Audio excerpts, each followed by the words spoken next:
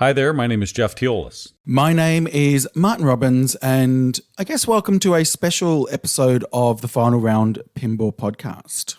Yeah, kind of no fanfare, no shenanigans, no joking. This is obviously the time for us to reflect on the life of Lyman Sheets. And in fact, we tried to record this a few weeks ago and just really couldn't. We couldn't do it. For two people that speak for a living, we just couldn't get the words, and it's still close, in fact. Yeah, it does still hurt. It hurts because we've lost somebody that was really important to all of us, especially the pinball community, was really close to you. I'd met him once, so I'm not even going to pretend that I'm close to him compared to a lot of people. The loss was still very profound for me. I guess it's one of those things where, when we hear about famous people passing away, I sort of feel a sense of loss. This is the first time for me I really, really felt a major sense of loss that affected me. I think you and everybody who knew of his work certainly has that sense of loss, and the outgoing admiration we have for the things he gave this community, how he made so many games better, and just they're the top of the Pinside 100 and they're fan favorites. And it doesn't matter whether you met him or not. I think you certainly have an affection for what he has meant to this community. And, the times I talked to him were very, very special. And as we're seeing a lot of wonderful tributes, and I think every podcast has certainly paid their respects to Lyman and of course the people left behind, whether it's Penny, his family, his friends. And those are the people really we should be focusing on right now. But as we remember the life of Lyman, I can only think of really two people that are genuinely loved throughout the entire pinball community. And I mean loved. Like, you can't find a bad word about Lyman Sheets. And the other would be, of course, Roger Sharp, who was very close to Lyman. And for those of us that watched the funeral service, I choked up. I was crying when I saw how difficult it was for Roger and other people, of course, Penny and Mike Vinokur and some of his family and friends. When they spoke, it was just it tugged at the heartstrings, and his loss is going to be felt for a long time. Marty, I think you and I have both dealt with people with mental illness and the ultimate in suicide. Yeah. I don't know what you were thinking when you found out what happened. I think I was thinking the same thing as a lot of people, which is, I wish I could have done something, which is, it's a logical and it's an emotional thought to have, but it's not necessarily on us, and it's not something that we should feel responsible for doing. It is just a really unfortunate thing that happened. But the one thing I do want to say about this, and this is a story that I recounted with you, not about Lyman, but about somebody that was very, very close to me that I was responsible for, and they took their own life. And that's what I want to say to people, because, often people say, if you're feeling something, just reach out and talk. I want to take that a bit further, because yes, talking is great. But when you're offering somebody that, say, give me a call to talk because there's probably something I can do to help you. Talking is one thing, but also giving people the sense that you can actually do something to make their life better and move them away from that point, I think is a better way to approach it. Because I think to myself, and this is exactly what I said to you when we were talking about Lyman and also about the person that I knew, is I wondered to myself, what state does that person get into mentally where they think that is the only choice? That's the only choice they have in their life to end it. Me personally, I could never, ever come to that point. So if you think about somebody that has, what really can you do to get them away from that point? Obviously, be there, but do something for them. I'll share this. In my youth, 16, 17, somewhere around there, I felt it. I felt this was my last day. And I was living in Toronto, and I thought, I'm going to just step in front of that subway today and just end whatever pain I thought I had at the time. I can say this like it's a different person now because I'm not that person anymore. And it's been 35 years since I felt anything remotely like that. But, as I reflect of feeling down and depressed and thinking, when am I going to wake up and this is going to get better? Someone saved my life. And it was talking to someone. It was. And I still use this practice today, and I've never even been close to that, but it is a good reminder. And I told this person everything I was going through, which in hindsight, I'm embarrassed that it was nothing, But to me, at 16 or 17, it was my world. And they said, boy, you think everything's down. Well, there's a couple ways to look at it. One, if you think this is the bottom, doesn't that mean everything else gets better? If you think you've hit bottom, things can get better. That's true. It's hard to put yourself in that mindset at that point. But the other thing he said, and I do this, and this is why I feel so blessed in every aspect of my life, is that he said, why don't you do yourself a favor and write down, you have to actually write it down. Don't just think about it. Write it down so you can see it on paper. All the good things that happened in your life during the day. And it could be anything. It could be a beautiful sunshine. It could be a great meal you had, a good conversation you had with a friend. However big, however small it is, write it down and you look at that paper and you'll say, wow, life's pretty good. And some of the other things might not matter. But if you focus on the positivity, it makes it a lot easier. And that 100% saved my life. So my experiences with people like you had with your friend in 2014 was a very tough year for me. My name is Jeffrey Douglas Teolis. My uncle is Jeffrey Douglas McLeish, 3 years older than me, lived across the street, basically my big brother. I'm the oldest child, and he was the youngest brother of my mom, who had 8 brothers and sisters. So, I'm named after him. We are a brother. He looked after me in school. We played baseball together. And in 2014, after some addiction problems and other struggles, he ended his life. And that just the most painful day I've ever had. And that includes losing my father, 12 years ago. That was tough. And what I was thinking at the time was, boy, he's really hurting. And selfishly, I was thinking, but you're actually hurting so many more people than yourself because we're the ones left behind. And that includes family, children, and all that stuff. That's selfish of me to think. But how much pain would that person have had to be in to go through that? Yeah. And then a few weeks later, a friend of my best friend, college roommate, was going through a divorce. And I kept talking, it's going to be fine. I'm with Ann now, and Ann's my, second wife. And I went through a divorce, and I tried to explain to Julie, and I said, you know what?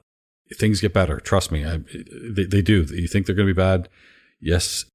There's money, there's kids and all that stuff, but you can make the best of it and you'll get through it. And he kind of asked me, he said, are you calling me every day just to make sure I'm okay because of what happened to your uncle? And I said, well, yes. And because I love you, and there's nothing I could do to make him feel better. His favorite band was Deep Purple. I took him front row center to see Deep Purple at a concert. And then days later, that was it for Julian. And I still think about these people every day, as everyone who's close to Lyman is definitely going to think about them. Every time you play one of those wonderful machines, you're going to think of Lyman.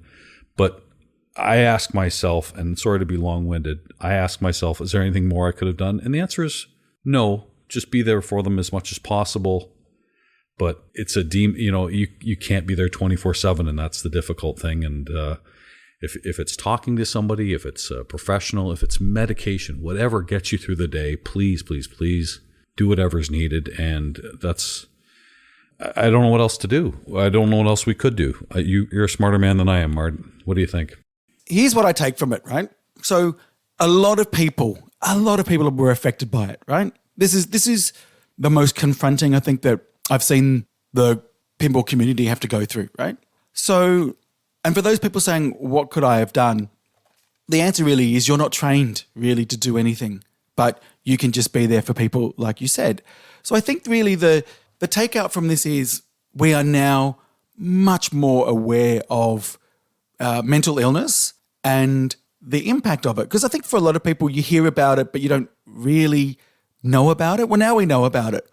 So I think the best thing that you can do right now is keep being more aware about mental illness and about what people go through, so you are better equipped for people that are going through it. Because I know certainly in pinball community here, and also just in my circle of friends, there are some people that I know that are suffering from mental illness, and a lot of people just don't know how to deal with it, so they avoid it. So I think really the best thing that we can do right now is just keep learning, keep understanding. So if the situation arises, you can do something about it rather than avoiding it. That's my suggestion. Yeah, I want to learn more about what are some of the signs. Yeah. There are obvious ones, whether it's health issues, financial issues, marital issues, things like that. I mean, you can see when people are struggling or have some depression, but I didn't see it with someone like Lyman. I wasn't as close to him as others.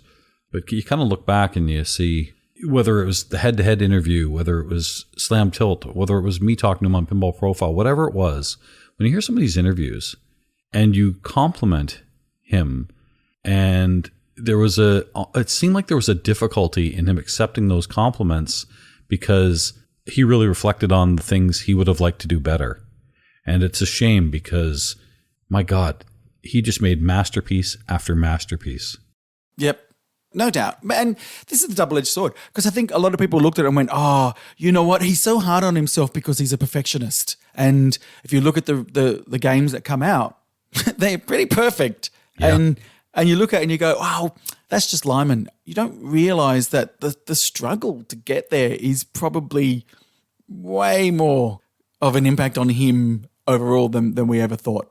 We joked about how long it took for the code to come out. We thought, well, that's the perfectionist in him. But really, he knew his name was on it, and he wanted the absolute best. And the funny thing is, really, his 60% is better than everyone else. I'm not slagging anyone in the business right now, but really, there was Lyman, and there was everyone else.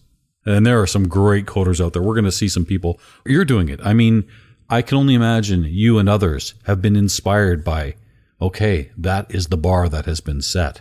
And that's where we're going to try to get to. And maybe some of us will. But wow, what a great guidance. What a great leader and someone who can show us this is what is possible in pinball. Yeah, I mean, just thank you for adding additional pressure, not to make light of it. But what I do think of it is, how can you write a set of rules that just has that magic, that X factor that he brought to it? And yeah, I would say that he's my favorite coder. I would also say that there are other coders that are on that same level, but for different reasons. But the thing that he did was he made something really complicated, really accessible, whilst making it really complicated for those people that like complicated rule sets, if that makes sense. You have a list of his games, and let's talk about what the code really did to those games. Well, look, let's talk about, I want to start with what I think is the game that was absolutely resurrected because of Lyman. It's got to be The Walking Dead. It's got to be The Walking Dead. It really is that quintessential example of the Lyman sprinkling his magic on something. Because if I think back to when I first played The Walking Dead, I remember it was Pinfest in Newcastle. AMD had brought one down, which was nice of them. And I played it and I just didn't like it. I then played it in a tournament. I came second, thank you, state championships. And I really didn't like it. And then when Lyman got a hold of it, it's not like he really changed the rules, the fundamental rules that much. The framework was still the same. Somehow it became enjoyable. How did he do that, Jeff? I never played the old code, so I've only ever played what is the masterpiece, which is one of my favorite games, but everyone talks about how it was just resurrected. So I don't know what that old code was like. Okay, well, so what he really did was he made, because it wasn't just about the rules framework, it was how the game communicated to you. That is the most important thing that I feel that I'm trying to do with my code is how does the game make you feel? How does it communicate to you? How does it tell you what to do, either by sounds or light shows or visuals on the DMD, which is what what Walking Dead had, obviously at the time. We've gone to LCD since. That's what he was able to do, but he didn't make things too obvious and he didn't make them too obscure. He just gave you breadcrumbs, enough breadcrumbs for you to know at any stage what you needed to do. And then when you did that thing, the fanfare was there for you to know you had done something great. He knew the magic to communicate to the player to make them feel good. And so that's what was missing from the game in the early code. Framework was still there. You still had to do, Prison multiple that way and Well Walker multiple that way. And Bloodbath was there as well. But you just didn't feel a sense of achievement. And you've got to remember, Walking Dead is a brutal layout. Thanks, John Borg. He gave us a brutal layout, particularly the pop bumpers of Doom on the right-hand side. They were just awful. But so that's what I meant. You had a tough layout with a rule set that wasn't so enjoyable. And so when you've got the two things of those together, it feels like you've got a bad game. When you then have a game that tells you how to navigate a difficult playfield better, that's what makes the magic happen. I remember listening on the head-to-head interview, which I loved. It really made me feel good to listen to that after Lyman passed, just to hear him laugh. And as the show went on, by the way, it's something to hear him really loosening up. I felt there was always something guarded about him talking about code or certainly any kind of new designs. But by the end of that episode, I mean, he was, you guys were just peas in a pod. It was wonderful. But he did talk about exactly what you were describing in letting the player know something is happening. And he talked about not so much looking up at the DMD or now LCD displays, but just on the playfield. Is there something to let you know this is what's needed? This is what you should be going for. Wow, you've just done something. And he even mentioned, it would have been nice to have maybe another insert here and there for certain things, but that's where lights and sounds kind of come in to direct the player. And you're right. You're absolutely right. And yeah, there were the Easter eggs in there. Another game we can talk about is Metallica, which to me is still to this day, and maybe Godzilla will pass it one day, but Metallica is still the standard for me as the best Stern machine ever made. And it's... I think that, don't you? Well, I think we've talked, it still is, and I don't own it. I still think it's the best game. I can't find a flaw in that game. And that is really a lot to do with Lyman's code. Even though I whine and complain, like, how do you add a ball? You do. We now know, but that's kind of the Easter egg there. That's kind of finding things out. And he does let you know, sure, you hit the picks. They're flashing when you're multi-ball. And then the snake flashes when you've hit all four. So that tells you something's going on there. And then you hit it and you find out what it is. So here's the interesting thing. So we have a lot of conversations internally at Haggis about rules and design and all that kind of stuff. And here's what I've said a number of times is if you give somebody something easily, then they have it. I know that sounds so basic. But if you put something just slightly out of reach, then you create desire. Okay? So your thoughts about, well, I wish they could make add a ball so much easier. You make it easy, therefore you get it, therefore you lose the desire. Easier to find out, though. I'm talking about easier to find out, not easier to get. No, same thing. Oh, yeah, you're right. Same thing, because if you, as a player, work something out, how good do you feel when you yourself discover that yourself as opposed to just being told? It's one thing to be able to do something, but when you discover that thing that you need to do yourself, you feel massively rewarded. And the purpose of pinball, oh my God, here it is, right? The purpose of pinball is to play one more game. That is the absolute goal of pinball, is to make you want to play it more. So if you give somebody everything they need, why would they need to play it again? It's kind of like watching a movie and knowing what the ending is. Yep. So, a pinball is a story and you want to find out what's going on. And you might have to go back a chapter just to figure out what happened there, or maybe figure out who the characters are or where this is going. And then you progress. You're right. Yeah, it's like what a Stern, Stern, how they've now put in those challenge modes, like Jurassic Park has Escape Nublar. What they do is they give you a mode that you're not likely to see all the time, but it's just slightly out of reach. But they don't give you the final wizard mode. They don't do that because they don't want to give you that thing that will stop you desiring to get to that thing. So remember, this is the purpose of layouts, rules, sounds, lights. Every bit of ingredient that goes into pinball is to, if you think about historically, is for you to put more money into that machine. But now that there's a lot of home user, it's still there to give you that one more go feeling. That's what it is. That's what Lyman Sheets absolutely knew how to do. Give me 2 more games that stand out for you for Lyman for really shaping it. For me, one of them still, I know it seems simple and I don't know. Maybe it is the simplicity that I love. I'm a huge Monster Bash fan. I know we can talk about AFM and Medieval Madness, but there's something about Monster Bash that's just fun. Is it the deepest code ever? No, but he makes it fun. No, it is absolutely fun. And remember, with Monster Bash, again, it's because the game is giving you sensations back to tell you that you're having fun. Like, you're having fun because the machine is making sure that you're having fun. And that's what he did. You know how I feel about Elvira House of Horrors. I find it one of the easiest layouts ever, but do I admit it's a great game? Yes. Why? It's Lyman's code. There's a lot of great assets in there and call outs. And he was really particular on making sure that, there was that fun aspect too. And is the story being told. And you can definitely say that in Elvira. You've got a popular personality in Cassandra Peterson and what she does. And Lyman kind of tied it all together. Look at the effort he put into Batman. Oh my goodness. Yep, I know. Add those minor villains and just having all those assets and really not taking any for granted.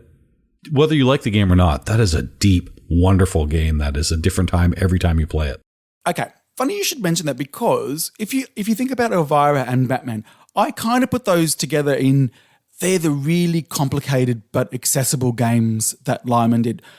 But let me tell you what I believe to be the first time he ever demonstrated us, or figuratively said to us, I'm giving you a complicated rule set, but I'm going to make sure that you understand how to get through this complicated rule set. What do you reckon it was? What do you think? I think it was the first game that demonstrated that.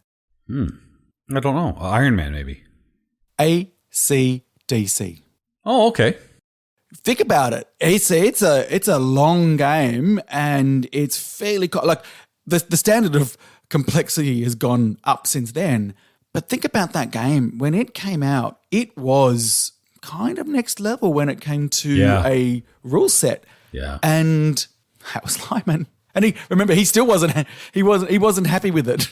Ridiculous. My first new in-box game, which I got, I think, in 2015, that isn't leaving my house. I'm telling you right now. I've modded it up, and 7 years later, I still play it to this day, still enjoy it, and 100% it's Lyman's code. But, the ones everyone talks about are AFM, Attack from Mars, and Medieval Madness, which I think, if I look back into my arcade days, I have put more money into those machines than any other games combined. Why? Something kept bringing you back. There was fun. You knew what to do. You knew how to progress. It wasn't easy. It got harder as it went on, but the rewards were it just felt good to blow up the spaceship, to blow up the castle. And it's not a coincidence that the first 3 games Chicago Gaming Company remade were Lyman games.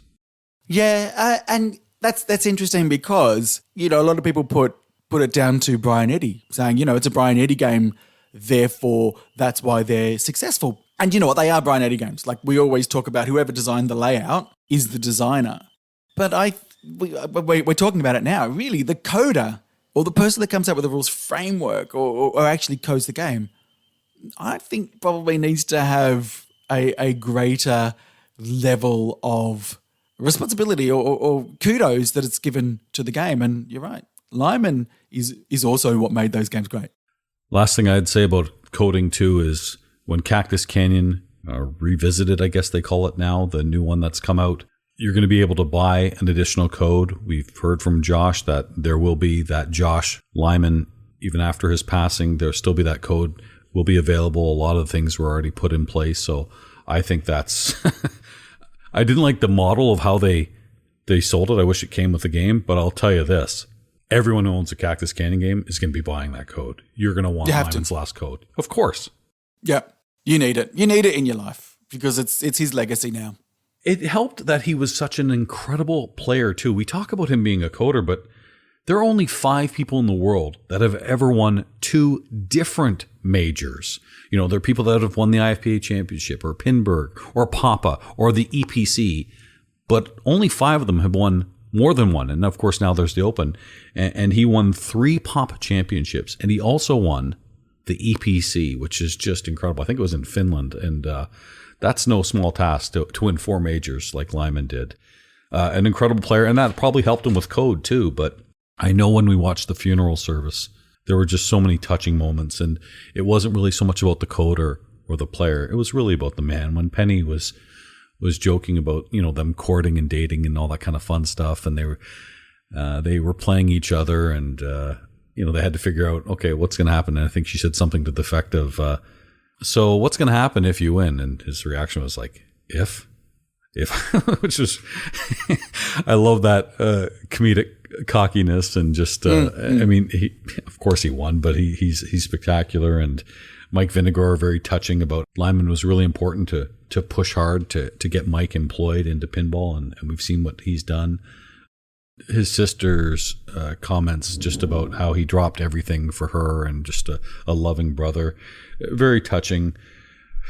Roger, you know, you and I know we've talked a lot with Roger, and you know, he never saw anything like him. He just was in awe. And you think of all the things Roger's seen, but when that first championship happened and he saw what Lyman could do, it was something. His discipline was unlike anything he'd ever seen. And Roger himself is a pretty darn good player, but just a loving tribute. And I have to thank Lyman, honestly, because any podcasts I've ever done, whether it's this, whether it's Pinball Profile, it was me being at Papa in 2016 and sitting beside Bo and Cairns and Lyman Sheets and just thinking, holy cow, I'm able to play these world champions. I'm able to sit beside them and talk. And what other hobby sport can you do that in? If you like football, you're not catching passes from Tom Brady. If you're a golfer, you're not playing in a foursome with Tiger Woods. But in pinball, any of these events, you can talk to some of the greats. And to be able to talk to Lyman and Bowen at that moment, I thought, wow, that maybe I can use my broadcasting skills and interviewing and make something out of it and some of these pinball profiles. So I have to thank Lyman for that. Yeah, well, I guess I'll tell you the story about the only time I met Lyman, because I'm going to go back a bit, because the first, I think a lot of people knew about Lyman, was the Special When Lit movie that came out. And in fact, I tried to watch it just after he passed away, and I couldn't get through the Lyman part. It was just too much. But I just remembered, like, that was the first time I knew of a pinball celebrity. When they were talking about who's the greatest player, everyone just kept saying Lyman Sheets, Lyman Sheets, Lyman Sheets, Lyman Sheets, right? It was just, this is the guy. So he's the first real celebrity / hero / person out of reach that I knew.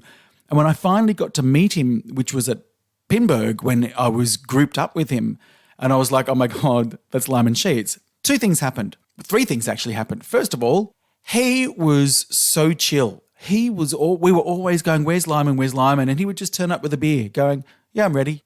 It's like, okay, cool. That's him. That's how chill he is. Second of all, he was so easy to talk to. Like, he just had no ego whatsoever. Was just happy to talk to anybody that would talk to him. Sign of a true gentleman.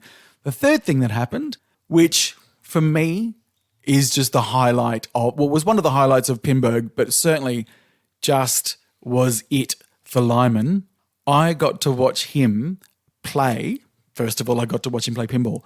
I got to watch him decimate Creature from the Black Lagoon. In that stance, that play style, get through to a level of this game that I'd never seen. And he was playing it in such a risky way. Like, he was doing a strat that people just wouldn't normally do, But that was just him. He was just like, well, that's how I play. I go big or go home, and just so casual. And it was just such a joy to watch that level of expertise that I'd known about and I'd seen on many streams, but to see it in person was just golden. We're going to miss Lyman. We are grateful to have his wonderful games for years to come. They will always be some of the greatest games ever. You've set the bar. You're a wonderful man. We miss you dearly, and it's difficult for us to speak. There aren't enough words to describe how wonderful he is. But we do want to thank him, and you certainly can honor him by helping out the National Alliance on Mental Illness. That is NAMI.org. And if you can donate, that's wonderful. If you can be a voice for somebody, that is also invaluable. The effects of this person just can't be overstated enough. And we miss him now, and I don't think we'll ever stop missing him. I think we've lost a real pillar of the pinball industry. My only thing I would suggest to those that are hurting, that loved Lyman, that were close to Lyman, remember his life. Don't remember his death. His death was one horrible day, one bad day. We all have bad days. This is obviously the ultimate bad day. But really, remember the greatness and remember the good times of Lyman. It will help you in your mourning. I know with people that I've lost, and very close people, I never, ever think of the anniversary of their death. I could, in fact, somebody, the day we found out Lyman passed, somebody sent me a note and said, I'm thinking of your father. When we found out on January 21st, I had forgotten that was the day my father passed away years ago. I don't remember his death date. I remember his birth date. I celebrate that. I remember the life, and I would like you to try to remember the life of Lyman Sheets. It won't be hard because he was such a wonderful man and he gave pinball so much. So that's all we have to say for this. Thank you for listening. It hasn't been easy. Marty, thanks for helping me and others. And we're going to be back. And we'll be back this week and on Final Round. And until then, we'll say so long. Thanks everyone for listening.